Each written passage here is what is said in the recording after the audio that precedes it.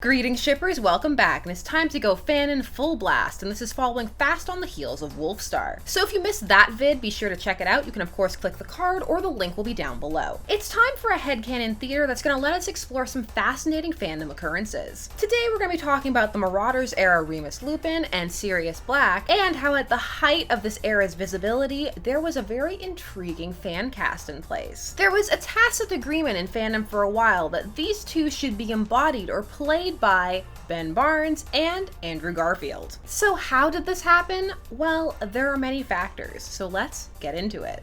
First off, we need to touch on several topics, the first being a large part of bookdom or book fandom, that being fan artists coming to a sort of fanon consensus as to what a character looks like. While most books, though not all, include detailed descriptions as to what a character looks like along with their key mannerisms, they of course vary in terms of how they are imagined in the minds of readers. This of course continues on in fanfiction. However, oft-times when it comes to fan art, particularly if the character is popular or part of a prominent ship, a consensus comes to be formed. An artist or a couple of artists will usually end up creating an image that coincides with how many others would imagine the character, or in some cases overrides or inspires others. And as a result, the character begins to have a fanon fan art appearance, something Lupin and Black had both in their adult and Marauders era forms. For now, let us focus on the Marauders era, which is a period of Harry Potter history that captivates many Harry Potter fans, particularly Wolfstar shippers. An era that rose to prominence after it was introduced in Harry Potter and the Prisoner of Azkaban, an era that would continue to captivate long after it stopped playing a prominent role in the books. And the urge to see these two only grew as the film adaptations drew even closer. The Prisoner of Azkaban film, released in 2004, gave the world a visual representation of these two, which wasn't exactly what everyone had imagined, particularly Sirius, who in fanon had quite the 80s metal hair,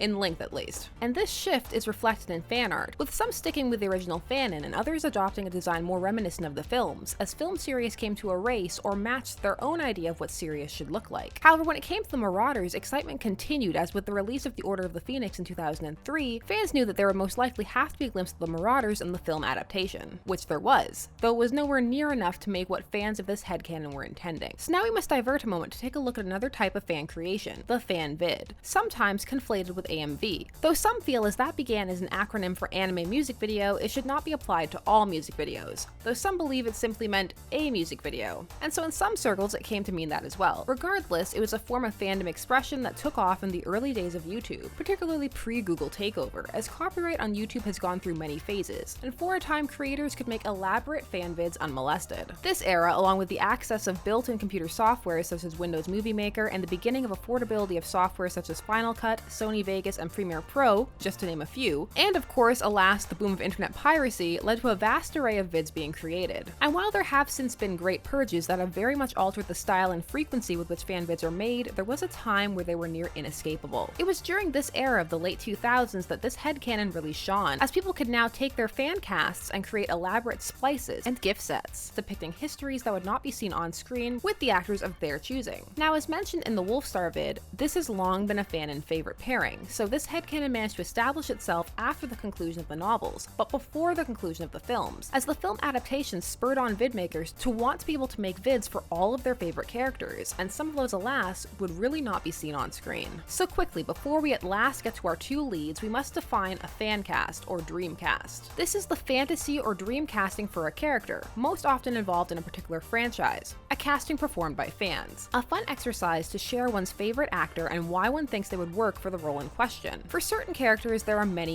fan casts. However, just like the fanon appearance of book characters, there are certain fan casts that become accepted throughout a certain fan base. Though of course these can change as actors age alongside fandom, new fan casts come to replace these older ones, if the fandom is still active and keen. However, there are cases where the fan cast persists, even past the point where it could be in any way viable, particularly in cases where there was never a serious chance of anything being actually produced, or gaps were being filled that would never appear on screen. For a while, the Harry Potter fandom was pondering who would make a good young Sirius and a good young Remus. Not just them, but also the rest of the Marauders, who also found themselves fan cast, though there could be a bit more variance depending upon which member one was talking about. And indeed, at one point, excitement for this era grew so large that there were hopes hopes and rumors of a prequel series, that being an actual movie dedicated to this era, when suddenly, in the tail end of the 2000s, came the rise of two young actors who seemed to fulfill all their needs, and they were Ben Barnes and Andrew Garfield. The tail end of the 2000s was an exciting time for both actors, with Ben Barnes shooting to stardom after playing the titular role in 2008's Chronicles of Narnia: Prince Caspian, and Andrew Garfield gaining mainstream acclaim in 2010's now much critiqued The Social Network, though of course, like Barnes, there had already been buzz around him from before. Now, for those wondering about some of the other fan casts, I'll briefly mention some here. For James Potter, you would often see Aaron Taylor-Johnson, although there were many who also fan cast Dev Patel, the reason being, of course, the Desi Harry headcanon, and Karen Gillan would frequently be featured as Lily Evans. But what was it that so drove the appeal of the fan cast of Sirius and Remus in particular? For many, the characters these two played in their films, as well as their physiques, embodied what they imagined for young Remus and Sirius. Andrew Garfield, the more wiry and often playing more shy, abashed roles, where he was often stepped on or experienced great tragedy. And Ben Barnes, seemingly on track to become a Hollywood heartthrob who could be both fun and playful, but also had a dangerous, seductive edge. With these two's film libraries, fans could make manips, gifs, and of course the aforementioned fanvids. Many of the serious moments came from Ben Barnes' stint playing Dorian Gray, and The Social Network and Never Let Me Go gave a lot of Garfield fodder, and for those who stayed the course, they also found many worthy scenes in The Amazing Spider-Man, and of course the various fantasy films Ben Barnes starred in, such as The Seventh Son. Oh, The Seventh Son.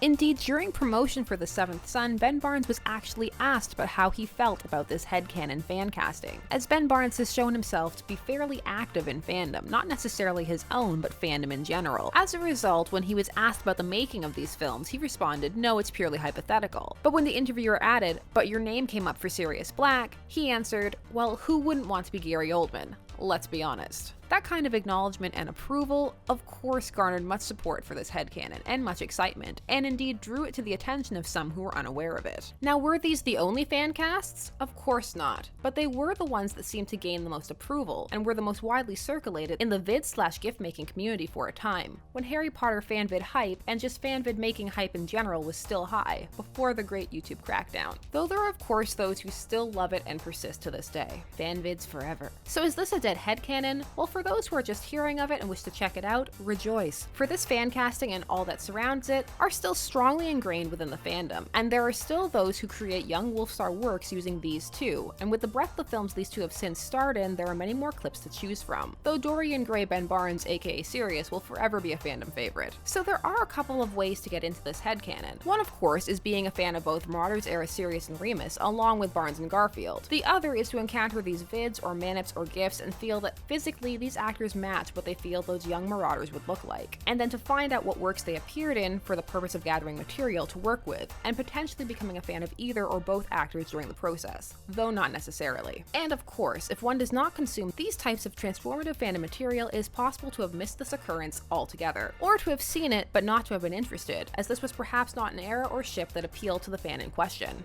To each their own. So does this tickle your fancy? Is it a phenomenon you had encountered before? Do you take part in fan casts? And if so, what is your favorite? Please, of course, let me know. I need to hear all of the fan casts down below. Does anybody else remember David Tennant as the Riddler? That was huge for a while. As always, you know the drill. Please put as many answers in as possible. You know that I love reading them. Follow me on social media to just see what we're coming up with next and just to chat about fandom. It's a good time. Also, like, what weird t-shirts am I wearing? Because there's a lot of them. Thanks for spending some time exploring fandom with me today, and we have a lot more stuff coming soon as always, and of course let me know if there's any particular headcanons you want to see explored down below as well. So much to leave down below.